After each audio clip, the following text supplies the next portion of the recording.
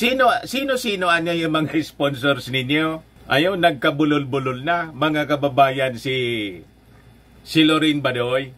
May mga mini-mention niya na mga sponsors po na hindi masyado klarado, idahalata ng mga congressmen na nagsisinungaling.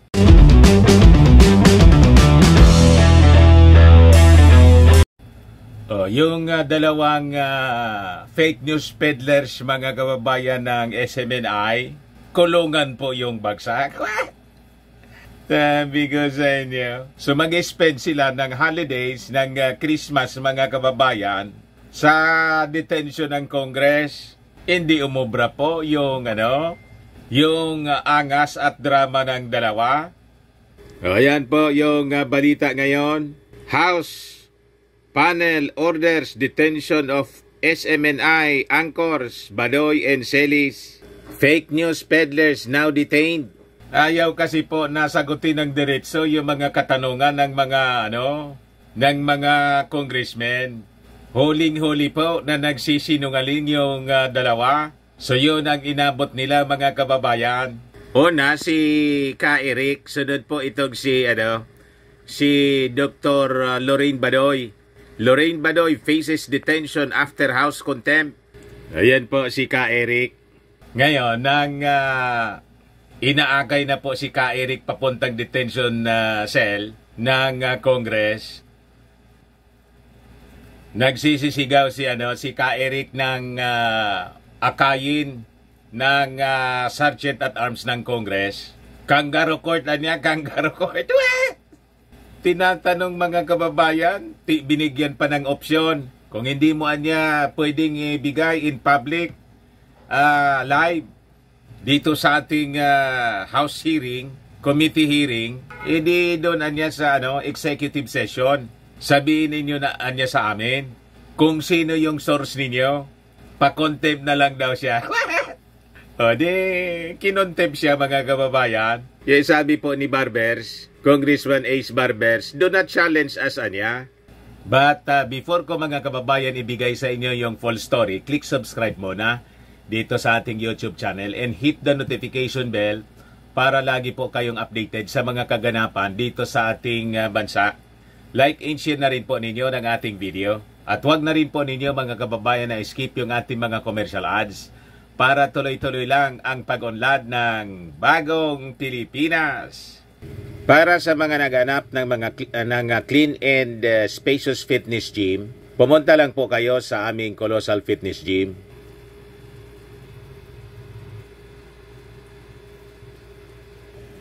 We also offer Grab car rental with our brand new 2023 model ng Toyota Innova.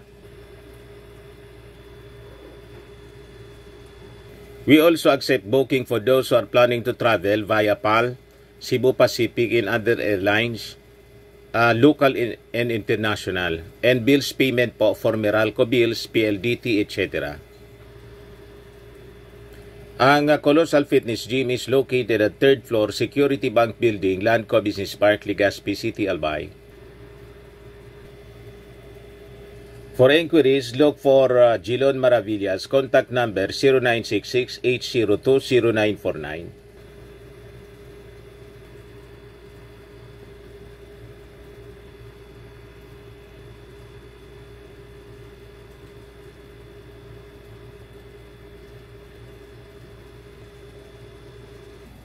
Ayos pa? Ayos na ayos sa Mr. Maravillas. So, balik tayo, mga kababayan, dito sa ating kwento. As you know, siguro, karamihan sa inyo nanood ng live committee hearing kahapon po. Ang unang na-content po si Ka Eric. Then, natira, mga kababayan, si Lorraine Badoy. Imbes na sagutin po yung mga katanungan ng mga congressmen, kung ano-ano po mga litaniya yung pinagsasabi, malayo doon sa tanong. Naiblad na nga po si Congressman Acop. Sabi po ni Acop, you do not have a monopoly of love of country. Kasi imbis pong sagutin ang diretso yung mga tanong, ang ini-emphasize niya na yung programa ay in-establish nila sa kanilang sobrang pagmamahal sa ating bansa na labanan yung terorismo. Mga kababayan, nairita si General, si Congressman Acop na dating retired general. Ayan po, sabi dyan sa balita, Antipolo City 2nd District Representative Romeo Acop told former National Task Force to End Local Communist Armed Conflict, NTF-ELCAC spokesperson Lorraine Badoy, to her face that she does not have a monopoly of love of country. A fuming Acop did so just before Badoy was escorted to a detention area in the House of Representatives kahapon po. Throughout the hearing, Badoy presented herself as a hardliner against the Communist Party of the Philippines, CPP and PNDF. She said that she wants to put an end to these groups, but her citation in contempt by the Solons left her dejected, especially since she's the child of a former House member. Anak niya ako ng dating congressman. At itong kongresan niya, dito ako naglalaro noong ako ay maliit pa. Ano namang relasyon ng pagiging anak niya ng isang congressman noon? At paglalaro niya mga kababayan in Congress noong siya ay maliit pa. Doon sa mga katanungan ng mga congressmen na dapat sana direkta niyang sinasagot. Tinatanong siya tungkol sa sponsors. Sino niya yung mga sponsors ng programa ninyo? Kasi napag-alaman doon sa hearing, co-producer pala ng SMNI yung dalawa at yung sharing mga kababayan ng kita, 50% sa company, yung 25-25 mga kababayan, or 50%, hati yung dalawa, si Ka Eric at si Celis. O ngayon, sabi ng mga congressmen, Sino-sino anya yung mga sponsors ninyo? Ayaw, nagkabulol-bulol na, mga kababayan, si Lorraine Badoy. May mga mini-mention niya na mga sponsors po na hindi masyado klarado. Idahalata ng mga congressmen na nagsisinungaling. Tinanong yung abogado ng SMNI kung may sponsor. Sabi ng abogado ng SMNI. Asubnawaan niya, wala man. What? So ang tanong, sino ang nagpopondo po, mga kababayan, sa programa ng dalawa? Sa tingin mo, Mr. Maravillas, sino nagpopondo? Malamang yung sponsor ng kanta ni Yoyoy Villame. Sino Mr. Maravillas? Kita na yung kanta ni Yoyoy Villame? Chong Kong Lai. Chide ko kong lai, abo chikikik, ek, babo chichang. Chide di kong nang, abo chikik, ek. Malamang niya, Mr. Maravillas, ang sponsoran niya. Ganon ang tunog. Malamang po, mga kababayan. Kaya duda, yung mga congressmen natin, kaya tinanong po kay Badoy ng mga congressmen, sinasabi mo niya na may mga sponsors kayo. Araw-araw nagpo-programa kayo. Monday to Friday. Hindi mo niya ma-mention, hindi mo niya maalala kung sino-sino yung sponsors ninyo. Doon na corner mga kababayan si Badoy. Imbes na sagutin ng diretso kung ano-ano yung mga pinagsasabi niya tungkol sa love of country na malayo man po sa itinatanong. Ito yung sabi niya. This is the place where I grew up in. Dito ako naglaro in Congress and I'm deeply saddened by what I've seen today. But I respect the committee because this is how I was brought up by my father. Yung sabi rito, that's when Acop, a retired police brigadier general, had heard enough. Napiko na po si napuno na si Acop. Sabi po ni Congressman Acop, I'm sorry for what happened to you, Madam Badoy. But you do not have a monopoly of love of country. I have spent my life fighting for this country. You do not have to tell me. You do not have to tell me that, sabi po ni Acop. Mas marami akong sinugal sa'yo. So do not give me that crap. Yon ang pag-suplak mga kababayan ni General Acop kay Lorraine Badoy. na hindi masabi kung sino-sino yung sponsors ng kanilang programa. Sa totoo lang po, siyempre, hindi man sinasabi ng mga congressmen, nagdududa sila na baka may funding support ito galing sa isang foreign country. Kasi di ba, lumalabas yung mga reports na yung China po ay nasa likod ng information operation dito sa ating bansa. And using some individuals, mga kababayan, including some media personalities, para away-awayin yung mga Filipino. Yun, I think, yung tinutumbok sa investigasyon, mga kababayan, ng Kongreso kahapon. Kaya gusto nilang ma-establish sino, saan kumukuha ng talent fees, pansweldo at sa operations nitong co-produce na program ng SMNI.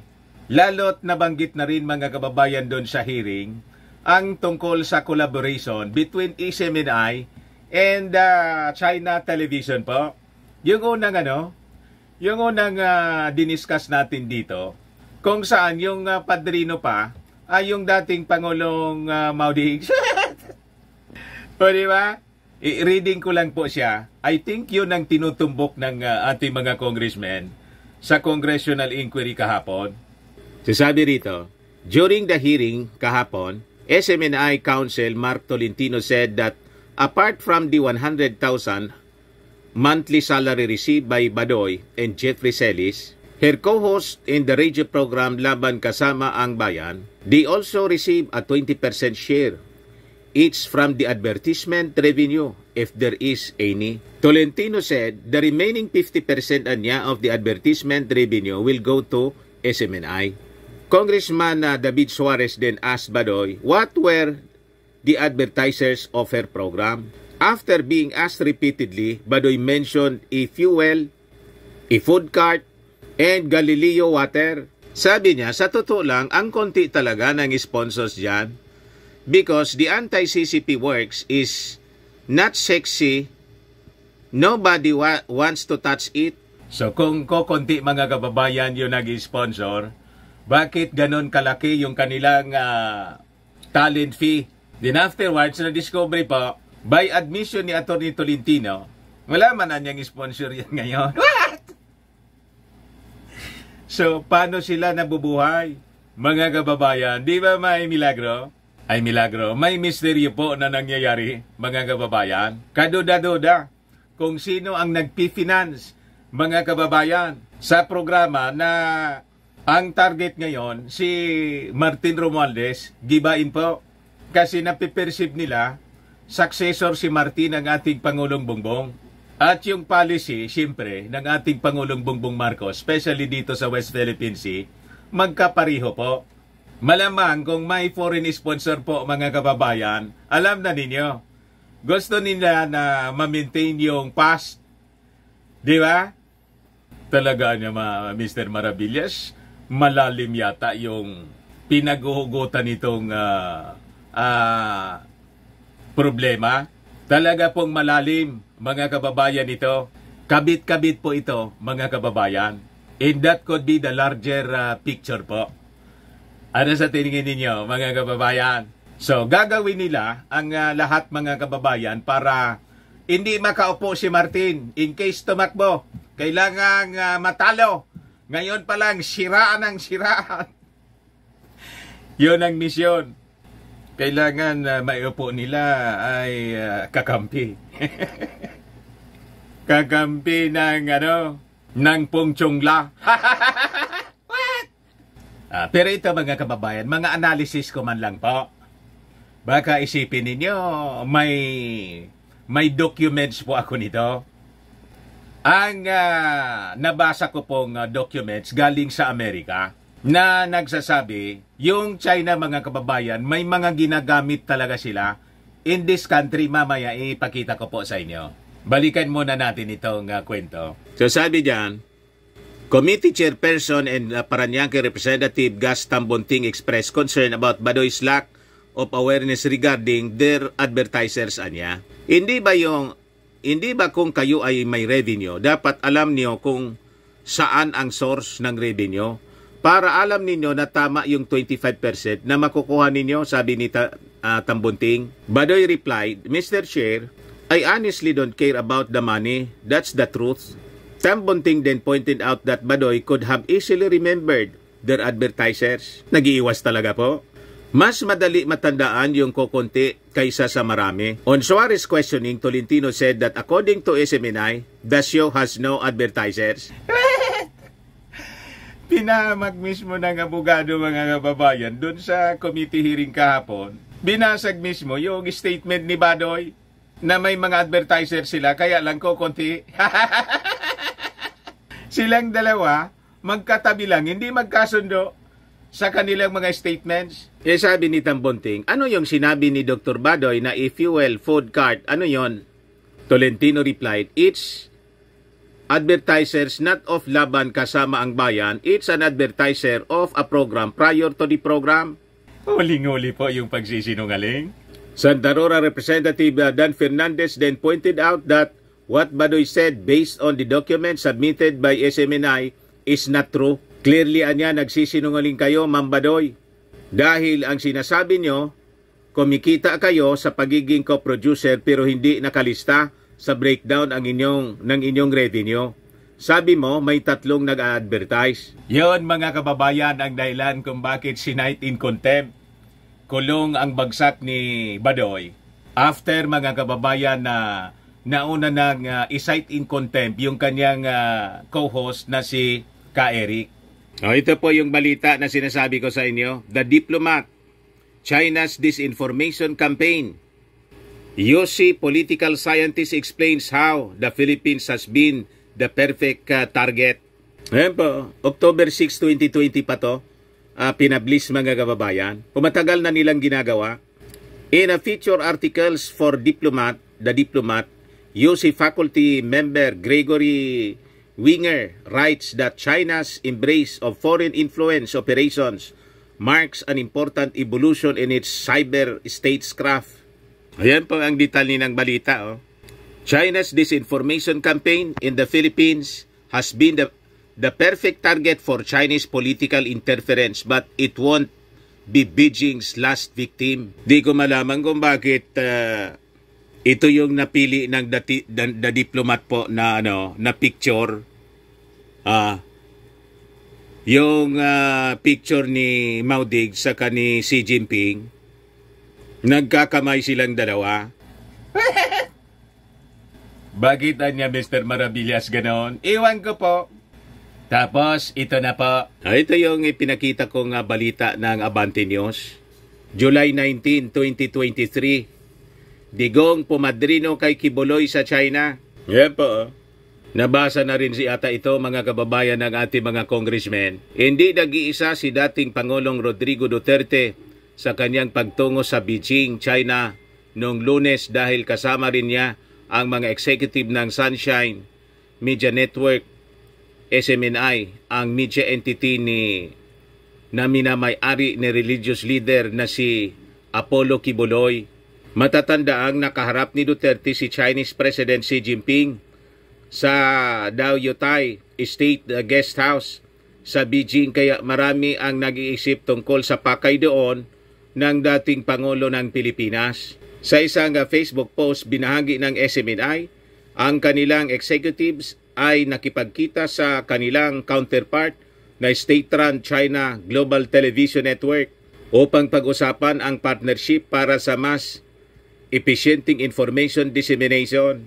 Sa pamamagitan ng pagtutulungan, ang SMNI at CGTN ay mag-aatid ng komprehensibo at maasahang coverage ng balita sa kanilang mga audience ayon sa pinos ng SMNI. Hindi malinaw kung kasama rin sa biyahe si Kibuloy sa pagtungo ng mga executive ng SMNI sa China.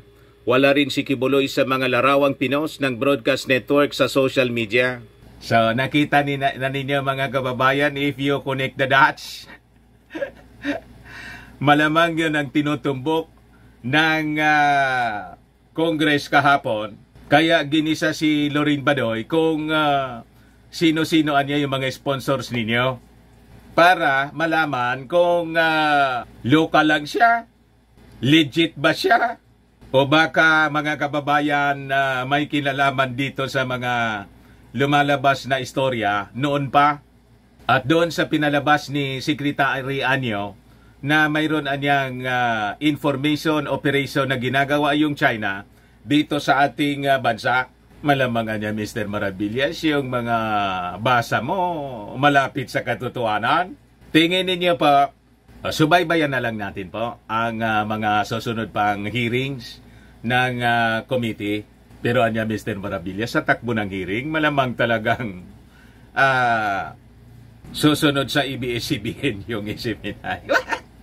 Tingnan natin na muna po kung ano yung kalalabasan ng investigasyon ng Kongreso. Ayan man lang mga kababayan, baka lang gusto ninyo itong itry. Firmax Firming and Lifting Cream. Pinapahid po sa mga pulses in affected area. Mainam po sa paninigas ng mga kaso-kasuan. Ito naman po, Automax Radiant Serum. Sa mukha naman yung application. Anti-aging siya po. You will look 10 years younger than your age. Sa mga cancer patients naman po, Ningxia Red Mix Fruit Drink. Hindi man po siya gamot, food supplement siya. Kaya lang, gawa siya mga kababayan sa goji berry. Yung goji berry may anti-cancer properties. Ayos? O ngayon, yung mga inquiries ninyo, dumiretso na lang kayo sa aming messenger sa Facebook para masagot namin agad. Ako po si Dante Maravillas. Bye-bye po. God bless.